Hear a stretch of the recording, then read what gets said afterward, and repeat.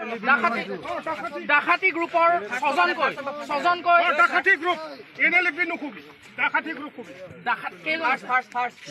ডকাইত গ্ৰুপ ডকাইত এইটো এনএলএফি নহয়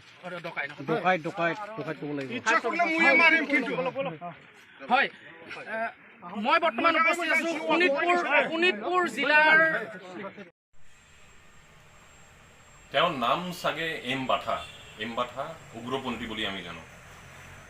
আৰু হাস্যকৰ বিষয় হ'ল যে উগ্ৰপন্থী এজনে সাংবাদিকক সাংবাদিকতা শিকাই আছে উগ্ৰপন্থী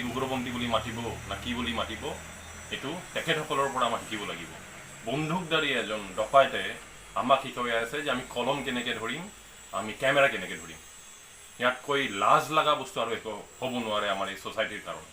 আৰু তাতকৈ লাজৰ বস্তু হ'ল যে তাতে উপস্থিত আছিল অসম আৰক্ষী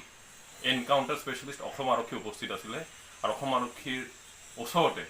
বন্দুক টোৱাই সাংবাদিকক ভাবুকি দিলে বাথা বুলি এজন উগ্ৰপন্থীয়ে আমি ক'ব বিচাৰিছোঁ জাফা তৰফৰ পৰা জাফা অসমৰ প্ৰত্যেকগৰাকীৰ সাংবাদিকৰ লগত আছে সুখত দুখত জাফাক আপোনালোকে লগত পাব সেইকাৰণে এটা এপিল যে ভয় নাখাব আপোনালোকে নিজৰ কৰ্ম কৰি যাওক